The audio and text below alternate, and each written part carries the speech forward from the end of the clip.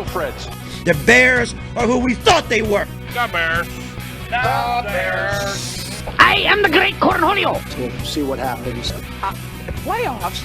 See, Sean McDonough, Jay Billis. Billis! Can you play a song?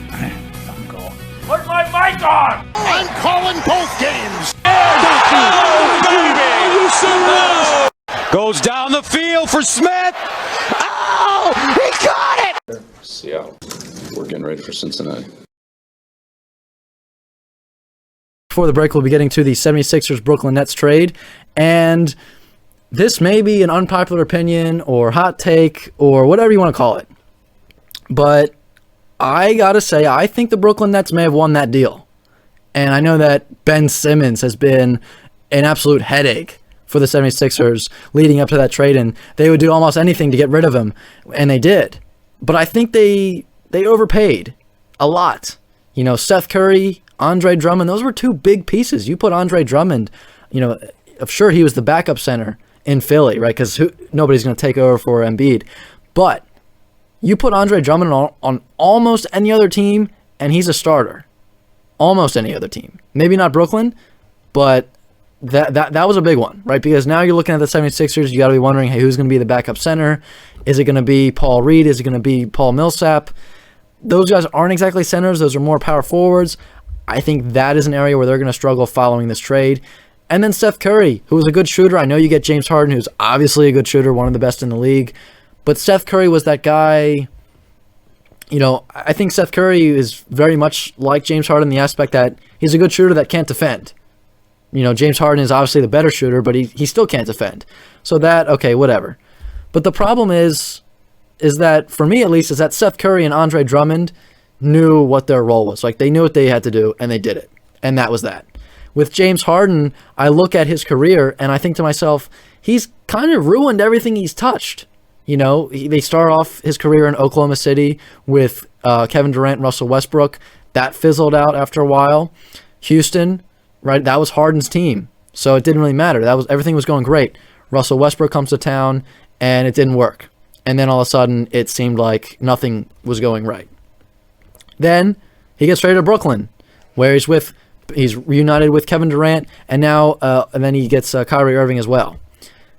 Now, the thing is that that group of three only ever played 16 games total together. Now, the record was 13-3, but the issues with health, and then this season with Kyrie being out due to the vaccine, and we get the story. They only played in about a 2-year span. They only played 16 games together. So I know that you can't look at that and say, well, you know, they didn't do well, or hey, they did great. It was a small sample size. I get that. But the problem was, once again, once Harden didn't get his way, he had to get a trade. And that is going to be the biggest thing for me for him coming to Philly. Is he going to understand, hey, I'm not just coming in and taking over this team. Because to be honest with you, this is Joel Embiid's team. And I think maybe at the beginning of the year, there was a big question as to who the leader really was. You know, and I think that Joel Embiid did a great job of navigating this team through the whole Ben Simmons, you know, catastrophe, I guess we'll call it. And I think Joel Embiid really proved that off the court and on the court, he is the leader of this team. And through the first now half of the season, give or take, we're about halfway through the season, you know, this is his team. This is Joel Embiid's team. And I don't care if it is James Harden, if it's Kyrie Irving, Kevin Durant, Steph Curry, Klay Thompson, you know, and I understand that some guys might come in and then it's okay, their team or whatever. But this is Joel Embiid's team. It doesn't matter who comes in.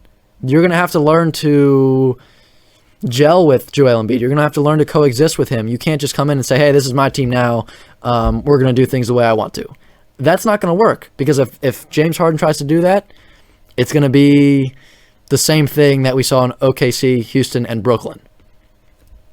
On the other side of things, Ben Simmons hadn't played all year because his mental health was bad. You know, it seemed like every time they tried to fix it, it was some new excuse was being made. And he gets traded. He gets what he wants, and 76ers fans are saying, hey, good riddance, don't let the door hit you on the way out. He gets to Brooklyn, and all of a sudden mental health is not a problem for him anymore. And Steve Nash said it himself. He goes, I don't think it's a problem. I think he'll be good to go this season. I think he'll be able to play. And if you're still looking for more, Ben Simmons even said it himself. He said, yeah, my mental health is in the right direction. So did you really have mental health issues, or did you just not want to play in Philadelphia because the fans were too tough? It seems a little odd. It's not adding up. And I think that's just, I don't know. I don't want a player that is going to cave in and just sit out and be a little baby when they don't get what they want and when the fans are being too tough. That's the kind of guy you want on your team? I don't think so. So I think if there is going to be any kind of downfall for this Brooklyn Nets team, and it's not Kyrie Irving not being able to play a whole lot, it will be Ben Simmons. Because Kevin Durant, we all know he's going to do his thing. He's, he may not be there mentally 100%, but he's there enough to not take the team down.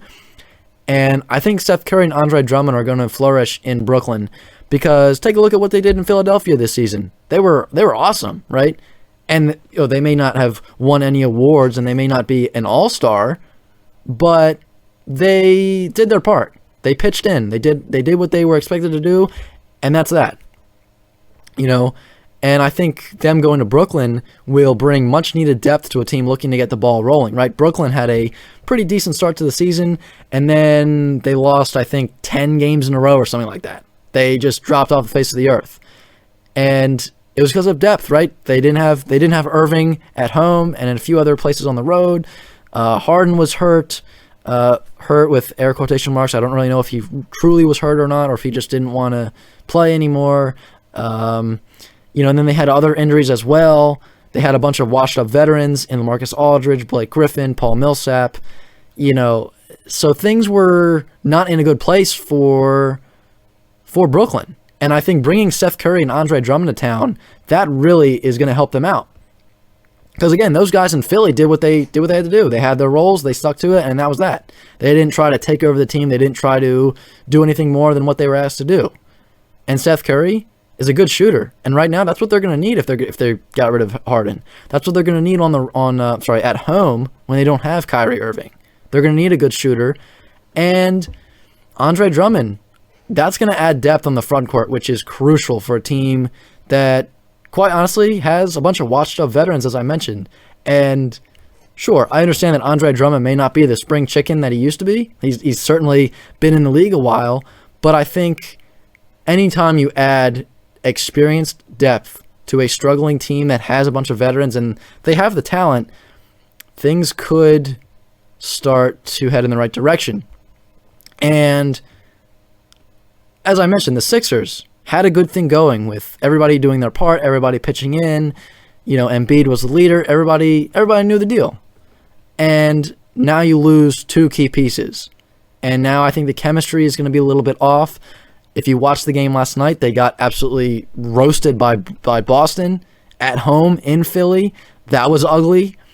And sure, they beat the Cavaliers last week, but I don't know. Last night was definitely concerning if I'm a Sixers fan.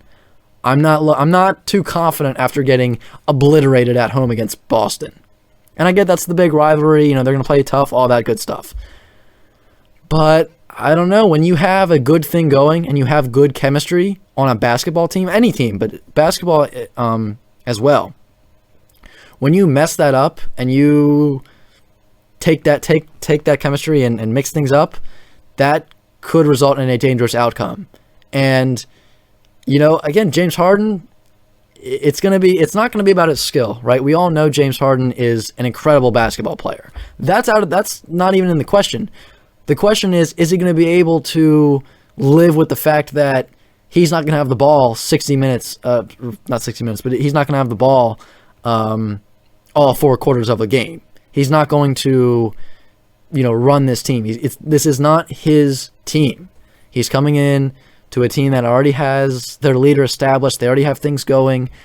And if he can live with that and he can coexist with Joel Embiid and Tyrese Maxey, then sure, things might work.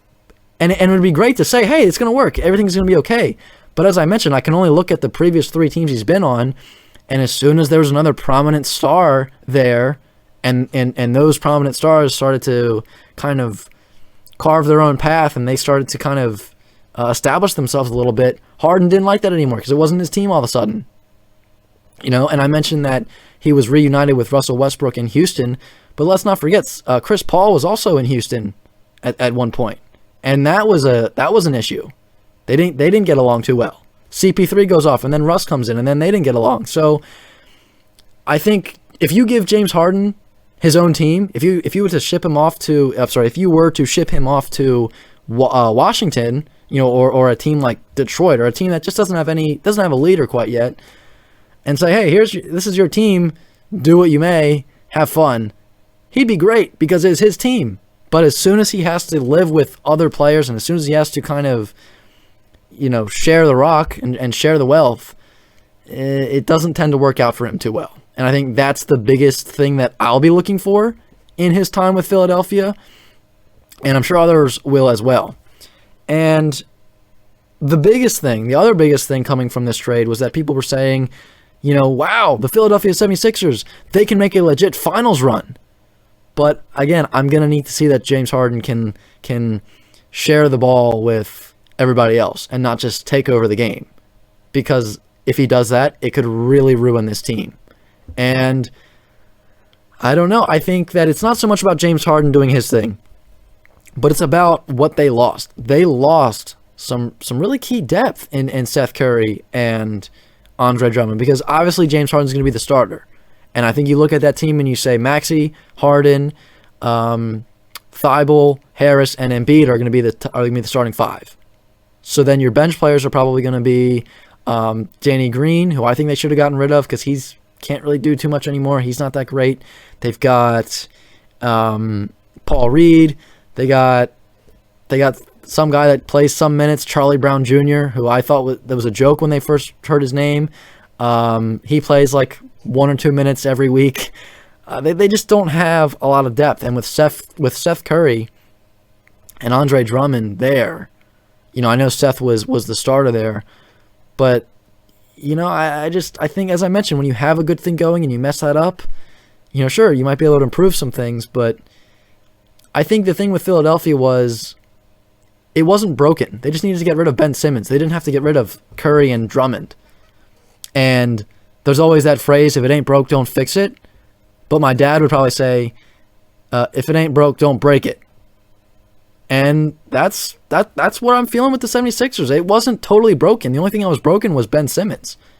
Get rid of him and possibly Danny Green. And I know that nobody's going to be like, hey, we'll take those two guys. I knew you're going to have to give something up. But giving up Seth Curry and Andre Drummond, I think they overpaid a little bit. They got ripped on that one. And who knows? Well, time will tell. I could be totally wrong about this.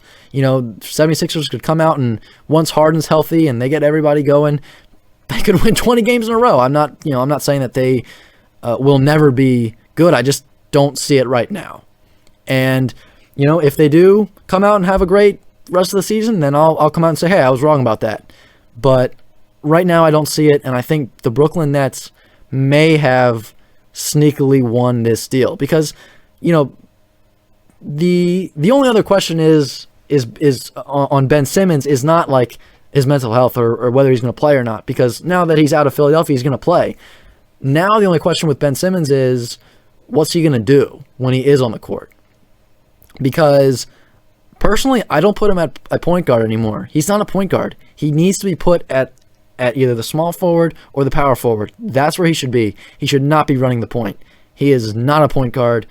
And if you disagree, I just got to say, go look at the numbers. He can't shoot the three.